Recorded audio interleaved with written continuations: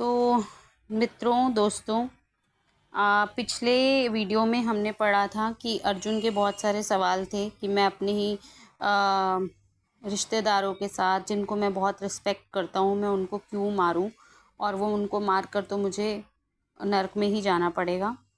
तो यहाँ पर भगवान जो है उसी के जो प्रॉब्लम्स हैं या उसकी जो कन्फ्यूजन्स है उसी को दूर कर रहे हैं।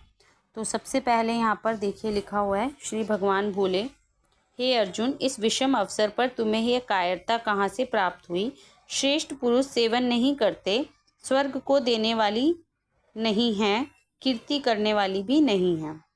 तो यहाँ वो कह रहे हैं कि कल्याण की बात सामने ना रखकर अगर संसार दृष्टि से भी देखें, कल्याण की बात तो छोड़ दीजिए कि किसी का भला करेंगे, अपना भला करेंगे, संसारिक दृष्टि से भी अगर आप देखो तो स्वर्ग लोग ऊंचा है, पर तुम्हारी ये कायरता की स्वर्ग भी देने वाली नहीं है। मतलब तुम अपने कर्तव्य का पालन ना करके जो काम कर रहे हो वो तो तुम्हें स्वर्ग वैसे भी नहीं देगी। अर्थात कायरता पूर्वक युद्ध से निवृत्त होने का फल स्वर्ग की प्राप्ति नहीं कर सकता। मतलब अगर आप डर से भाग रहे हो, युद्ध से, अपनी फैमिली के अगेंस्ट जाने से भाग रहे हो, ठीक है, जबकि आपको पता है कि वो अधर्म के साथ हैं, तो आप स्वर्ग की प्राप्ति वैसे भी नहीं कर पाओगे। तो यहाँ पर 3 तरह के लोग बताए हैं।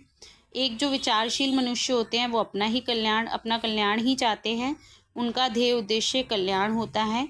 जो पुण्य आत्मा मनुष्य होते हैं वे शुभ कर्मों के द्वारा स्वर्ग की प्राप्ति चाहते हैं और वे स्वर्ग को ही श्रेष्ठ मान के। तो कुछ लोग ऐसे होते हैं जो अपना कल्याण चाहते हैं और कुछ ऐसे होते हैं जो स्वर्ग की प्राप्ति के लिए करते हैं कर्म कांड वगैरह कि हमें स्वर्ग की प्राप्ति होगी मरने के बाद। और कुछ ऐसे होते हैं जो संसार में अपनी प्रेस्टीज या अपनी ही मान सम्मान को बढ़ाना चाहते हैं। तो वो कह रहे हैं कि अगर किसी भी मोह के कारण, किसी भी इच्छा के कारण या मोह के कारण अगर तुम युद्ध नहीं करना चाह रहे हो तो बहुत ही तुच्छ है तुम्हारा ये जो ख्याल है, और ये तुम्हारा पतन करेगा और तुम नरकों में जाओगे और उसके बाद तुम्हारी अपकीर्ति भी होगी, मतलब तुम्हारी बेइज्जती भी होगी, सम्मान नहीं होगा, असम्मान ही होगा। तो यहाँ पर स्वर्ग और नर्क मैं थोड़ा सा डिस्कस करना चाहती हूँ। स्वर्ग का मतलब होता है वो खुशी के मोमेंट जो आप इंजॉय करते हो किसी भी कर्म के कारण, ठीक है। जब कर्म करते हैं तो कुछ शॉर्ट टर्म फल भी प्राप्त होते हैं हमें, जैसे कि हमने पार्टी करी तो हमें खुशी मिलती है ना। और जब कुछ गलत होता है हमारे साथ तो शॉर्ट टर्म दुख भी प्राप्त होता है। तो वही आपके जो पीरियड्स होते हैं वो सुख और दुख से रिलेटेड होते हैं, वही आपके स्वर्ग और नर्क होते हैं। तो वो बोल रहे हैं कि अगर तुम मोह के कारण आज तुमने अधर्म का साथ दिया और तुमने ये युद्ध नहीं किया तो तुम्हें वैसे भी फ्यूचर में दुख ही मिलने वाला है ना। तो यहाँ मैं एक छोटा सा एग्जाम्पल देना चाहती हूँ, जैसे कि आप लोगों ने सुना भी होगा कई बार कि जैसे कोई पेरेंट्स होते हैं, वो अगर उनका बच्चा कुछ गलत काम कर रहा है, अगर वो मोह के कारण उसको गलत काम करने देते हैं, या मान लो कोई बच्चा है चोरी कर रहा है और माँ बाप उसको नहीं डांट रहे हैं उसके गलत काम के लिए, तो वो फ्यूचर में जाके उनको ही फेस करना पड़ेगा। जैसे एक बच्चा आज मोबाइल, लेटेस्ट एग्जांपल देख सकते हैं कि आजकल हर माँ बाप अपने बच्चे को मोबाइल देते हैं और लॉन्गर पीरियड के लिए देते हैं। तो अगर वो बच्चा ज़्यादा मोबाइल देखता है, आज तो आपको शांति मिल रही है कि हाँ भाई बच्चे को मोबाइल दे दिया, वो अपना एंजॉय कर रहा है, हम भी बच्चे की खुशी में उसको सपोर्ट कर रहे हैं। लेकिन कल जब उसकी आंखें ख़राब हो जाएंगी या उसको कोई प्रॉब्लम हो गई मोबाइल की वजह से, तो फिर हमें वो नर्क वाला पीरियड भोगना पड़ेगा। तो हमें क्या करना है क्या नहीं करना है वो हमें अपने कर्तव्य का ध्यान रखना पड़ेगा, और हर किसी को अपने कर्तव्य का ध्यान रखना पड़ेगा। और किसी भी बाहरी लड़ाई से पहले खुद के भीतर की लड़ाई को जीतना पड़ता है हमें। कि भाई अगर हम अपने बच्चे से कोई खुशी छीनते हैं, मान लीजिए आज उसके भले के लिए, तो वो लड़ाई सबसे पहले हमें खुद के भीतर करनी पड़ती है, क्योंकि हम अपने बच्चे का बुरा नहीं चाहते। और क्यों नहीं चाहते हैं? अगेन वही मोह के कारण, है ना। हम उसको नहीं देना चाहते, मतलब उसको जो भी चीज़ देना चाहते हैं उससे खुशी मिल रही है तो हमें भी खुशी मिलती है, लेकिन उससे वो चीज़ लेना हमें दुख देता है ना। तो मोह के कारण वो कह रहे हैं अगर तुम वो युद्ध नहीं करते हो खुद से भी और उस बच्चे से भी, तो फिर तुम्हें बाद में अपकीर्ति भी मिलेगी, मतलब इंसल्ट भी मिलेगी और नरक में भी जाना पड़ेगा, है ना। तो इसीलिए जो भी कर्म कर रहे हो अपने कर्तव्य को ध्यान में रखकर करो। फिर वही अगेन वो बार बार बोलते हैं हर चैप्टर में कि मैं नहीं लड़ पाऊंगा, डर जाते हैं मोह के कारण। तो यहाँ पर क्या है,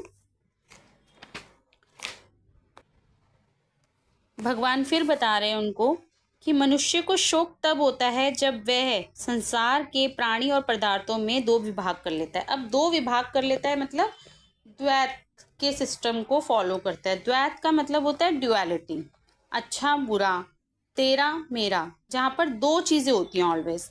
तो जैसे कि थोड़ा सा पहले भी बताया गया है कि यहाँ पर दो चीज़ें हैं, एक चेतन और एक प्रकृति, है ना। तो चेतन क्या है, प्रकृति में समाता है। कॉन्शियसनेस जो है वो नेचर में इन्वॉल्व होती है, जिसकी वजह से क्या होता है कि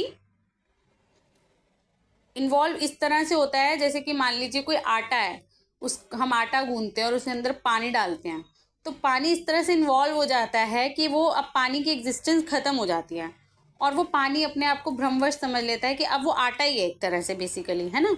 तो क्या होता है, इंसान भी भ्रमवश क्या करता है, डुअलिटी में जीता है। डुअलिटी का मतलब वही है कि दो भागों में जीता है। तो ये मेरा है, ये तुम्हारा है, ठीक है। ये मेरे वर्ण के हैं, तुम्हारे वर्ण के हैं, ये मेरी फैमिली के हैं, तुम्हारी फैमिली के हैं।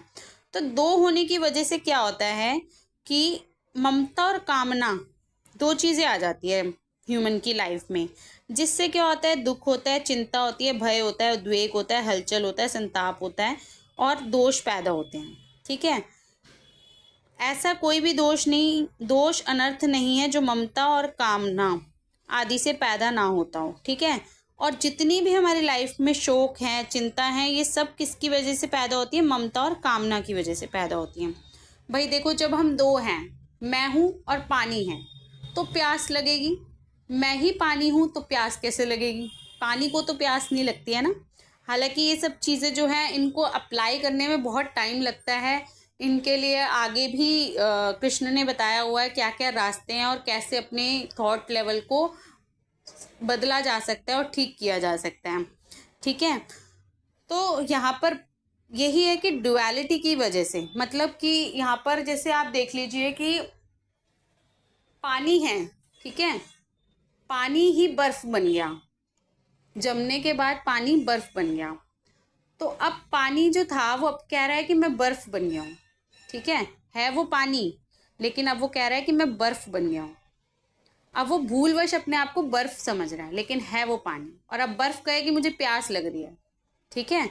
और वो वाली चीज़ हो गई कि हम हैं सब एक ही, लेकिन हमारा भ्रमवश क्या है, हमें लगता है कि हम दो हैं, जिसकी वजह से ममता और कामना पैदा होती है।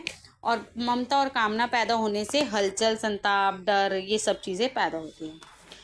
अब इसका अभी स्टार्टिंग है, क्योंकि तो भगवान ने बताया है कि एक काम कर, तू सबसे पहले एक काम कर, मेरा आश्रय ले, मेरे पे डिपेंडेंट हो जा, मैं संभाल लूँगा सब कुछ, ठीक है। तो कारण कि संसार का आश्रय लेने से शोक होता है, मतलब अगर जब तक हम वहाँ पर रहेंगे, संसार के उसमें रहेंगे, इन्फ्लुएंस में, तब तक हमें शोक होता रहेगा। और जब तक संसार के इन्फ्लुएंस में रहेंगे, ममता और कामना बनी रहेगी। अब अनन्य भाव से मेरा आश्रय लेने से तेरे शोक, चिंता आदि सब मिट जाएंगे। अब यहाँ बताया कि संसार में ना दो चीज़ें हैं, एक तो सत और एक असत, शरीरी और शरीर, ठीक है। एक तो सच है, सत मतलब सत्य, असत मतलब झूठ। इन दोनों में जो है ना, शरीरी अविनाशी है और शरीर विनाशी है। अब देखो दो चीज़ें हैं यहाँ पे, शरीर और शरीरी। शरीरी मतलब जैसे कि आप एग्जाम्पल के रूप में ले लीजिए कि एक कोई पर्सन है, राम या कोई भी नाम का, किसी भी नाम का एक पर्सन है, उसने एक कपड़ा पहना, ठीक है। तो जो वो पर्सन है वो है शरीर, शरीरी, और वो जो कपड़ा है वो है शरीर। तो देखिए इस बॉडी में भी कोई है, ठीक है। ये body it's like a body, ओ कपड़ा आपका क्लोथ है, ठीक है, कोई ड्रेस है। और यहाँ पर हमारे संसार में देखें तो सबने कोई ना कोई ड्रेस पहनी हुई है। कोई, किसी ने कबूतर की ड्रेस पहनी हुई है, किसी ने पेड़ की ड्रेस पहनी हुई है, किसी ने इंसान की ड्रेस पहनी हुई है। और उसमें जो शरीरी रहता है, ठीक है, शरीर मतलब हमारी ड्रेस, शरीरी मतलब जो उसके अंदर रहता है। अब ये कैसे कि शरीरी हमारे अंदर है, देखिए जब भी वो शरीरी ये शरीर छोड़ता है तो ये ड्रेस जो है वो एक ऐसी हो जाती है जैसे ये नॉट वर्किंग है। हर किसी के साथ होती है। आप उठाकर कोई भी चीज़ देख, कोई भी जब मरता है उसके बाद क्या होता है कि उसमें से कोई है जो वो ड्रेस छोड़ देता है ना। तो एक शरीरी है और एक शरीर है। जो शरीरी है वो अविनाशी है, वो कभी मरता नहीं है, वो सिर्फ ड्रेस चेंज करता है। और शरीर जो है वो विनाशी है। ये दोनों ही अशोच्य हैं। अविनाशी कभी विनाश नहीं होता, जो जो मरता नहीं है, ठीक है, जो हमारे अंदर है, मतलब आप उसको ना सिर्फ फील कर सकते हैं कि हाँ यार मैं शरीर नहीं हूँ, क्योंकि अगर मैं शरीर होता, ठीक है, तो फिर कुछ दिन बाद ये परमानेंट रहता ना शरीर, ठीक है। ये तो रोज मर रहा है, इसकी सेल्स रोज मरती हैं, रोज नई सेल्स पैदा होती हैं शरीर में, है ना, सब कुछ बदलता रहता है। तो जो शरीरी है, मतलब जो इसके अंदर रहता है, शरीरी को कॉन्शियसनेस भी बोल सकते हैं, ठीक है, एक चेतना भी बोल सकते हैं, जो इसके अंदर रहती है और जिसका कभी विनाश नहीं होता है, इसलिए उसके लिए शोक करना बनता ही नहीं है। और विनाशी का विनाश होता ही है, मतलब कि अगर जो ये बॉडी है ये तो खराब हो रही है ना डे बाय डे, तो इसको तो ख़त्म होना ही है। मतलब कपड़ा तो जैसे अब हम, अगर हम इसको शॉर्ट लेवल पे समझे कि जैसे मैं हूँ, एक पर्सन हूँ और मैंने एक कपड़ा पहना है, तो ये कपड़ा कुछ दिन में फट जाता है, ठीक है, लेकिन मेरी बॉडी काफ़ी लॉन्ग टाइम तक सर्वाइव करती है। तो इसके अंदर जो एक रहती है आत्मा, जिसको हम बोल सकते हैं, या हमने डिफरेंट डिफरेंट नाम दिए हैं, किसी ने भगवान दे दिया नाम, किसी ने आत्मा दे दिया, किसी ने परमात्मा दे दिया, है ना। तो जो भी इसके अंदर रहता है, जो तत्व रहता है इसके अंदर, वो कभी मरता नहीं, ठीक है, वो ऑलवेज रहता है। शरीर चेंज कर लेता है वो, और वो कौन सा शरीर चेंज करेगा वो उस पर डिपेंड करता है। वो कौवा भी बन सकता है, वो कबूतर भी बन सकता है, वो उसकी मर्जी है, ठीक है। अब इसलिए शोक करना बनता नहीं है। एक क्षण भी स्थायी रूप से जो विनाशी है उसका विनाश होता है, और वो स्थायी नहीं रहता। स्थायी मतलब स्टेबल नहीं रहता। जो मर रहा है, ये बॉडी जो है डे बाय डे मर रही है, इसमें हजारों सेल्स हैं और हर दिन कुछ सेल्स मरती हैं, कुछ सेल्स पैदा होती हैं, ये डे बाय डे मर रही हैं, ठीक है। अब जो ये बॉडी है, आप सबने ये नोटिस किया होगा कि हमारी बॉडी तो बूढ़ी भी होती है ना, और धीरे धीरे धीरे धीरे मर रही है। बट ऐसा नहीं है कि हम एक दिन मरेंगे जाकर, हम डेली मर रहे हैं, डेली हमारा, हम विनाश की ओर बढ़ते हैं, हर कोई बढ़ता है। वह एक भी क्षण स्थायी रूप से नहीं रहता, इसलिए उसके लिए शोक करना बनता नहीं है। शोक के होने में तो केवल अविवेक ही है, मूर्खता ही है। मतलब जो चीज़ डेली मर रही है, वो एक दिन क्या होता है, जब उसमें से बॉडी में से वो कॉन्शियसनेस निकल जाती है, और फिर उसके बाद हम रोते हैं, पर हर कोई रोज ही मर रहा है, ठीक है, और उसके लिए रो रहे हैं हम, तो ये हमारी मूर्खता ही है। मनुष्य के सामने जन्मना, मरना, लाभ हानि आदि के रूप में जो भी कुछ परिस्थिति आती है, वह प्रारब्ध का ही और अपने किए हुए कर्मों का ही फल है। तो यहाँ पर ये लिखा हुआ है कि हमारे सामने जो भी सिचुएशंस आती हैं वो हमारे कर्मों के कारण ही होती है। अब कर्मों का मतलब ये नहीं है कि पिछले जन्म का कर्म इस जन्म में मिल रहा है, ठीक है। मीन्स जो भी हम छोटे छोटे काम अपने डेली लाइफ में कर रहे हैं, छोटे छोटे डिसीजंस हम अपनी लाइफ में ले रहे हैं, वो कभी सही भी हो सकते हैं और कभी गलत भी हो सकते हैं। और उसी से रिलेटेड हमें ऐसा लगता है कि हम तो कुछ गलत कर ही नहीं रहे, हमने तो कुछ किया ही नहीं है, फिर भी हमारे साथ गलत क्यों हो रहा है ना।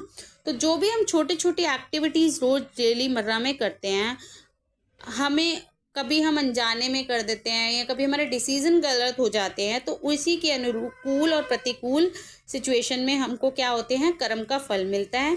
और यहाँ देखो साफ लिखा हुआ है, जैसे मैंने स्वर्ग और नर्क बताया था, तो अनुकूल और प्रतिकूल परिस्थिति को लेकर शोक करना, सुखी दुखी होना केवल मूर्खता है। मतलब अब जो भी सिचुएशंस आई हमारी, जो हमारे फेवर में आई या अनफेवर में आई, उस परिस्थिति को लेकर अगर हम दुखी हो रहे हैं, सुखी हो रहे हैं, तो ये सिर्फ एक मूर्खता है।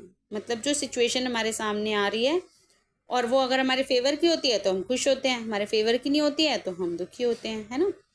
तो कारण की परिस्थिति चाहे अनुकूल आए या प्रतिकूल आए, उसका आरंभ और अंत होता ही है। तो यहाँ पर कृष्ण बहुत अच्छे से बता रहे हैं कि जो भी सिचुएशन आएगी हमारे सामने, पहले तो हमारी बॉडी जो है वो विनाश हो जाता है, उसका ख़त्म हो जाता है, और दूसरा उसके बाद जो सिचुएशन आती है वो भी आती है और जाती है।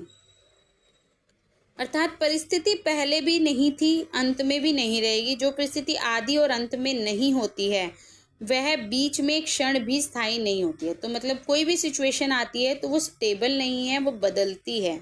अगर स्थायी होती तो मिटती कैसे, अगर स्टेबल होती तो ख़त्म कैसे होती। मिटती है तो स्थायी कैसे, मतलब अगर ख़त्म हो जाती है तो थी ही नहीं, वो तो सिर्फ एक भ्रम होता है हमारा कि आ रही है कोई चीज़, जा रही है कोई चीज़। ऐसी प्रतिक्षण मिटने वाली अनुकूल प्रतिकूल परिस्थिति को लेकर हर्ष या शोक करना, सुखी दुखी होना केवल मूर्खता है। तो यहाँ पर बोल रहे हैं कि जो जैसे चीज़ें बदलती ही रहती हैं और बदलती ही रहेंगी, कभी भी सेम नहीं हुआ, पहले भी नहीं था, अभी भी नहीं है और आगे भी नहीं होगा। तो ये जो चेंजेस हो रहे हैं, इन सिचुएशंस को देख के सुखी या दुखी होने का क्या मतलब है, ये तो बदलता ही रहेगा, है ना। तो बस हम किसी सिचुएशन से अपने आप को अटैच कर लेते हैं जिसकी वजह से हमें सुख या दुख फील होता है। बट जैसे कोई पानी की लहर आ रही है और हम किसी पानी की लहर के साथ अटैच हो गए, ठीक है, कि ये वाली लहर तो मुझे बहुत ही सुंदर लग रही थी, तो उस अटैचमेंट की वजह से हमें, मोह की वजह से दुख या सुख होता है। अदरवाइज यहाँ पर सब कुछ बहते पानी की तरह है, जो एक लहर आई है वो चली जाएगी। तो और चलती लहरों के लिए सुखी या दुखी होना मूर्खता है, ऐसा कृष्ण का कहना है। Thank you. नेक्स्ट वीडियो में हम और भगवान कृष्ण के आंसर्स को और पढ़ेंगे और एक्सप्लेन करेंगे। Thank you so much.